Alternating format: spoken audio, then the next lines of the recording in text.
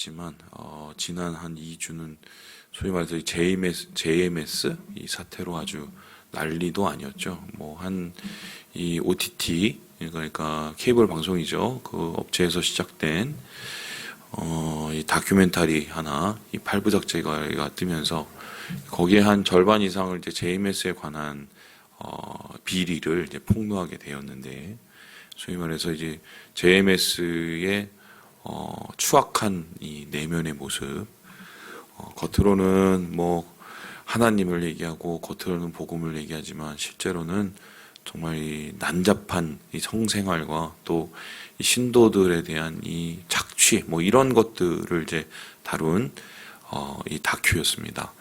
근데 우리가 그 기사를 접하면서 깜짝 놀란 게 이분을 이제 추적하는 이제 엑소더스라는 이 반대, 그러니까 JMS에 반하고 JMS에 대해서 소위 말해서 이제 계속적으로 사람들을 이제 현혹시키고 미혹시키는 것을 방지하기 위해서 이렇게 준비해온 그분이 KBS에 이제 저녁 그 방송에 나왔어요. 뭐 일종의 뭐 정보 프로그램, 뉴스 프로그램 같은 건데 그 시사 프로그램에 나와서 폭탄 발언을 했습니다. 어떤 폭탄 발언을 했냐면 지금 JMS는 사실 사회 곳곳에 있다 이러면서 여기 KBS에도 있다 이랬어요. 그래서 그 얘기를 듣고 앞에 그 MC들이 이제 깜짝 놀랐는데 앵커들이 확실한 얘기를 하라고 했더니 이제 그분이 말을 얘기하면 PD도 있고 또 이 뭐죠 그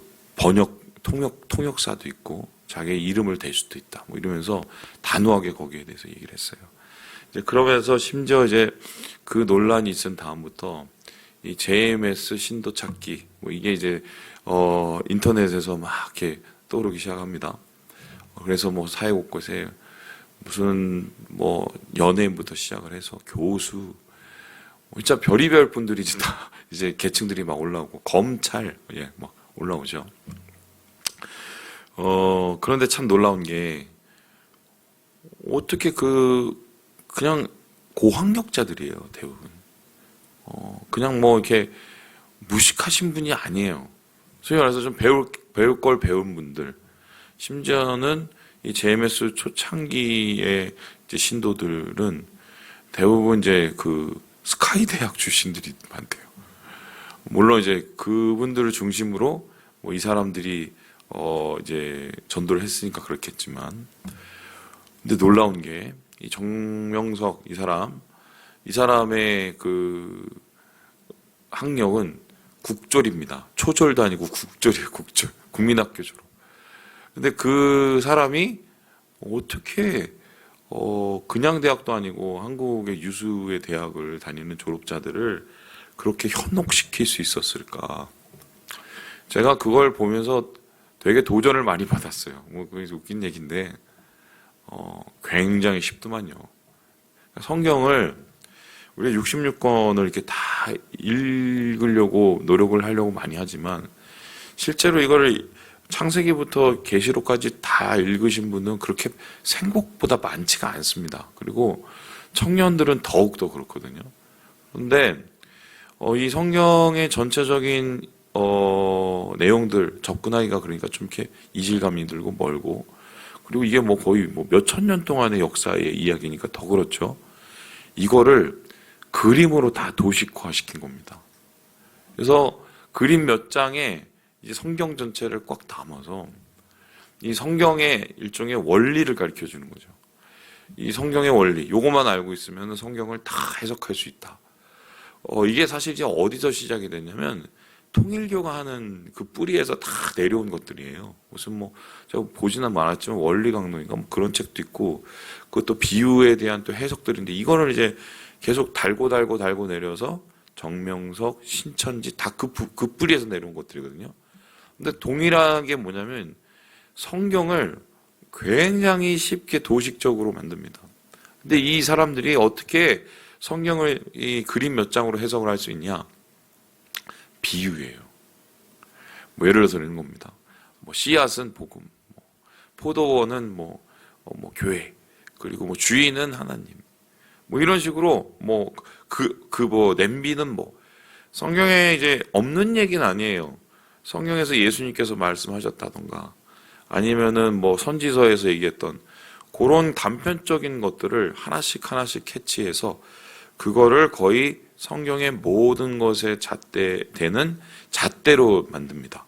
그래서 이 이야기는 비유로 읽어야 될 이야기겠고, 이 이야기는 쉽게 설명하면 역사에 그냥 나온 이야기인데, 그 역사에 나온 이야기를 얼토당토하게 비유로 그냥 다 해석을 해버려요.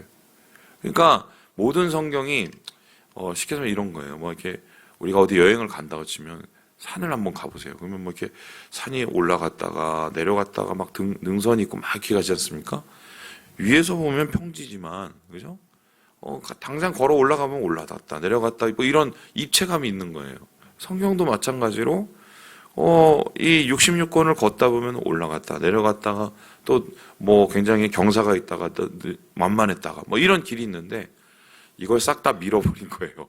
밀어버리고 비유로, 뭐 이건 이거 대입을 해갖고, 근데 그렇게 대입하면 무리가 되게 많고 성경에 해석하기에 되게 어려운 것들이 많거든요. 그거를 자기식으로 다 갖다 붙여갖고 이제 결론은 뭐냐면 이 세상에 구원자는 누구다? 나다. 바로 우리 누구누구님이시다. 이렇게 맞춰놓는 일종의 짜맞추기를 하는 거지요. 이런 비유의 해석이 이 청년들한테 딱 맞아 떨어진 거예요.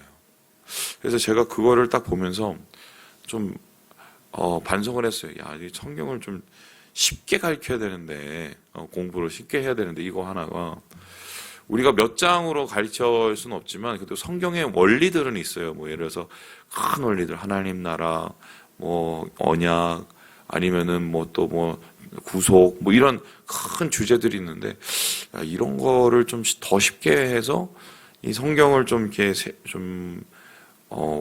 접근하기 쉽게 좀 교재를 만들어 볼까? 제가 요즘에 그런 고민을 하고 있습니다. 그래서 제 친구 목사님하고 좀 그거를 좀 힘을 합쳐서 좀 청년들이나 아니면 일반 성도님들이 성경을 좀 쉽게 접근할 수 있도록 그런 걸 좀 만들어 보려고, 제가 오히려 그 JMS를 보고 그 다큐를 좀 보고 도전을 받았어요. 좀 한번 도전해봐야겠다. 쉽지는 않겠지만. 그런데 어쨌든 그 비유로 성경을 해석하는 모든 거는 정말 기가 막힐 정도로 딱딱 떨어지게 만들었어요. 사실 그게 딱딱 떨어진 게 아닌데, 그러면서 이제 거기에 사람들이 현혹된 거죠. 자, 그러면 예수님께서도 비유로 많이 말씀하셨단 말이에요. 사실 이제 그걸 가지고 이 사람들이 차용을 한 건데, 그럼 이 사람들이 비유로 얘기를 하는 것과 예수님이 진짜 비유로 성경에서 이 사람들에 대해서 이야기한 것과 무엇이 차이가 있을까? 뭐 쉽게 설명하면 예수님께서는 왜 비유로 사람들에게 이야기했을까?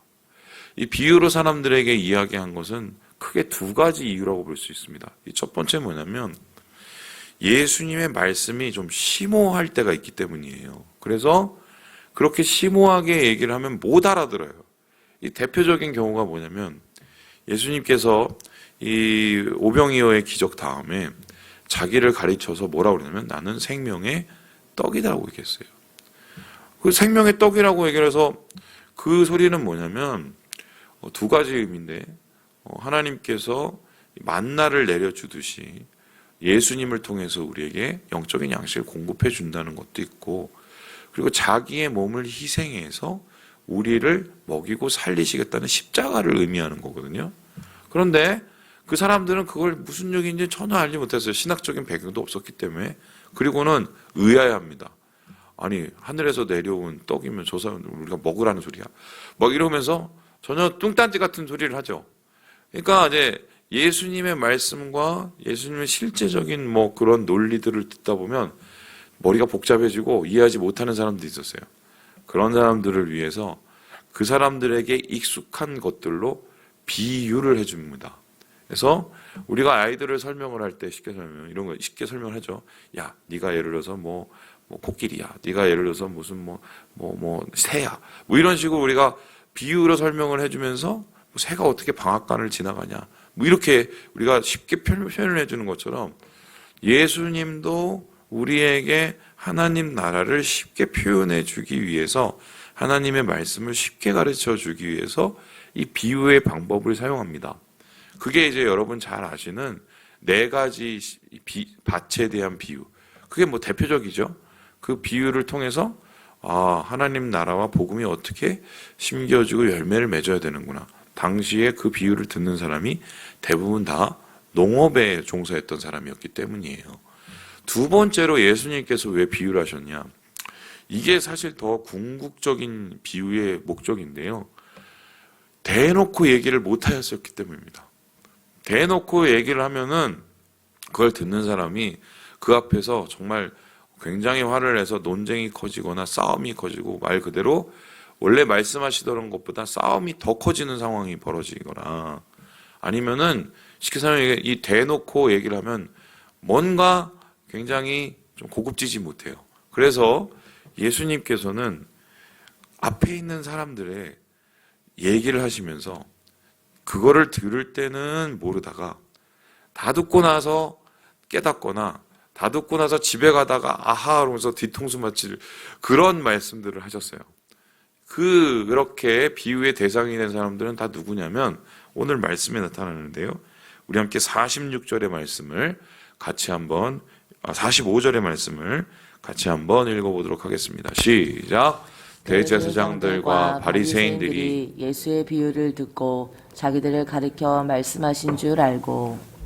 비유의 목적은 무엇이냐? 이게 사실 궁극적인 것인데, 그것을 옆에다 놓으면서, 그 얘기를 놓으면서 나를 보게 하기 위해서 거기에 있는 회중들, 듣는 청중들을 이해하게 하거나 아니면 그들에 대해서 깨닫게 하기 위해서 하신 게 예수님의 비유의 목적입니다. 오늘의 경우가 바로 그건데, 이제 포도원 이 주인, 포도원 농부에 대한 이야기를 합니다. 그러면은 이 포도원 농부는 어떤 얘기인가? 여기 33절에 보니까요. 집주인이 있습니다. 포도원이 있어요. 농부들이 있습니다.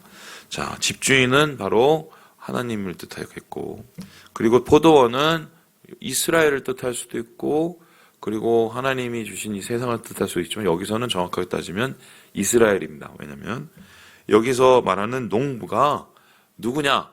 이스라엘에서 소위 말해서 주인이 되거나 종교적으로 지도를 하는 그 권력자들을 의미하죠. 그러니까 대제사장, 바리새인들, 사두개인들, 이런 사람들이 이제 농부입니다. 그러면 이 사람들이 어떻게 됩니까? 포도원을 자기가 일구는 것처럼 농부들을 통해서 포도원을 일구게 만들지요. 중요한 것은 그때 어떤 일이 있습니까? 농부들에게 새로 준다. 그러니까 밭을 부쳐먹게 한 거죠. 그리고 자기는 어떻게 해요? 잠시 타국에 가게 된 겁니다. 그래서 지금 이 상황은 뭐냐면은 하나님께서 이스라엘의 영적인 그런 지도를 이 지도자들, 종교 지도자들에게 맡기고 그들에게 책임을, 권한을 부여하고 내버려 두신 거죠. 그러면은 이 사람들은 청지기로서 어떻게 됩니까? 그 밭을 잘 가꾸고 열매가 맺도록 이렇게 해야 됩니다. 그리고 그 열매가 나면 그 열매를 자기의 것이 아니라 주인의 것으로 돌려야 되는 게 바로 이 농부들의 의무죠. 그런데 이 농부들은 어떻게 합니까? 열매가 거두고 그 열매를 받으려고 이 농부가 사람들을 보냈을 때 어떤 일이 일어납니까? 우리 함께 35절의 말씀을 같이 한번 읽어보도록 하겠습니다. 시작! 농부들이 종들을 잡아 하나는 심히 때리고 하나는 죽이고 하나는 돌로 쳤거늘. 열매는 주인의 것이고 이 사람들은 소작을 하는 것임에도 불구하고 그것을 다 자기의 것으로 삼킨 거죠. 그리고 주인은 분명히 밭을 맡겼기 때문에 밭에 대한 소작을 하고 거기에 대한 권리로서 열매를 받게 되어 있는데 그 열매를 받으러 보낸 사람들, 이 사람들을, 종들을 다 어떻게 했어요? 이 농부들이 다 죽여버렸어요. 그럼 여기서 말하는 종은 누구겠습니까? 바로 선지자들, 하나님의 말씀을 대하는 자들, 또 하나님을 위해서 말하고 가르치고 또한 하나님의 나라를 위해서 애쓰는 그 누군가를 뜻합니다. 그런 사람들을 하나님께서 그의 대리자로 보내셨습니다. 그런데 어떻게 됐습니까? 이스라엘의 역사 속에서 이사야 죽었어요. 어떻게 했어요? 톱에 썰려 죽습니다. 그리고 어떻게 됩니까? 여러분 잘 아시는 수많은 선지자들이 왔다가 오바댜부터 시작해서 다 엉망진창으로 핍박을 받고 다 죽거나 아니면 상하거나 이런 비극의 역사가 이어져요. 이 사람들은 하나님의 대리자로서 말을 하고 하나님의 대리자로서 선포하러 왔는데 오히려 그 말을 싫어하고 그 말에 담긴 의미를 싫어했기 때문에 종교 지도자들은 당시에 정치 지도자들과 야합을 해서 탄압을 하고 죽여버립니다. 똑같은 것으로 하나님은 그 밭의 주인인데 그 밭의 주인인 하나님은 인정하지 않고 자기가 왕 노릇하는 거죠. 한마디로 호랑이가 떠나니까 여우가 사자 노릇하는 거하고 또 좀 똑같습니다. 그래서 결국 주인은요 고민을 하기 시작하고 이 종들로 안 될 것 같으니까 누구를 보냅니까? 자기 아들을 보내죠. 자기 아들을. 그랬더니 자기 아들을 보내면 설마 내 아들인데 얘네들이 어떻게 하겠어? 정신 차리겠지? 이렇게 했는데 결국 어떻게 합니까? 우리 38절을 함께 같이 한번 읽어보죠. 38절입니다. 시작. 농부들이 그 아들을 보고 서로 말하되 이는 상속자이자 자 죽이고 그의 유산을 차지하자 하고. 이때다. 드디어 우리가 이 포도원을 차지할 때가 됐다. 이러면서 그의 아들을 죽이고 어떻게 해요? 그것을 차지하려고 한다는 거죠. 여기서 말하는 그의 아들은 누구겠습니까? 바로 예수님을 뜻하는 거죠. 지금 이 이스라엘, 특별히 예루살렘의 형국이 바로 이거라는 거예요.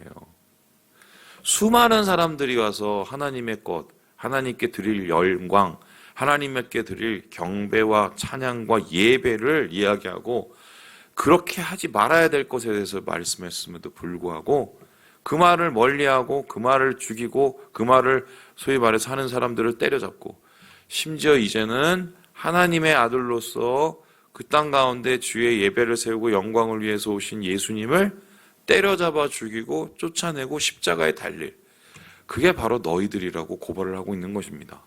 그러니까 이것을 듣는 사람들 자기의 속이 다 보이죠?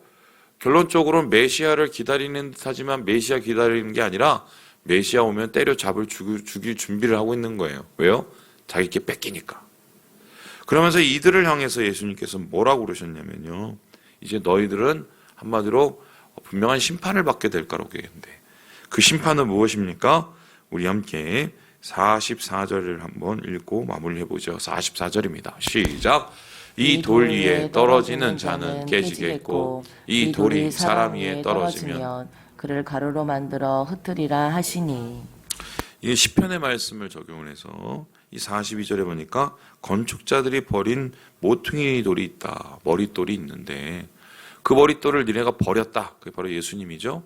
그런데 그 버린 돌이 다시 건축을 하는 이 머릿돌이 돼서 그 돌로 너는 심판을 받을 것인데 그 돌을 던지거나 훼손하거나 그 돌을 경시했던 자들은 그 돌 때문에 깨질 것이다. 무너질 것이다. 이렇게 됩니다.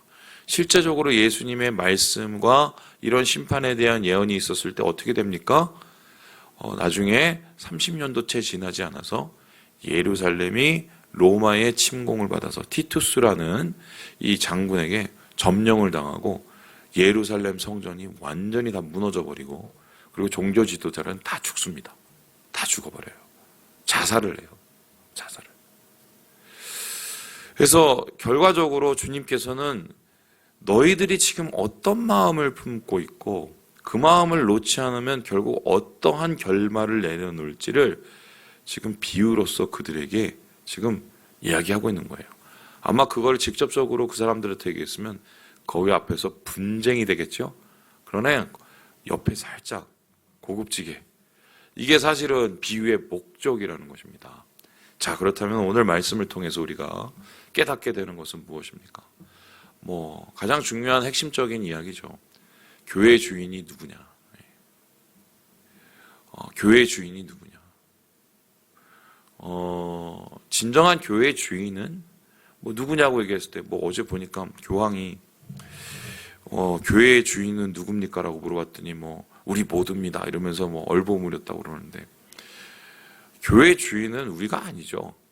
교회의 주인은 누굽니까? 주님이십니다. 교회의 주인은 우리 예수 그리스도시고 그리고 하나님이시죠. 특별히 예수 그리스도는 교회의 머리이자 교회의 피값으로 사신 주님이시기 때문에 우리 교회는 오로지 예수 그리스도를 위해서 존재해야 됩니다.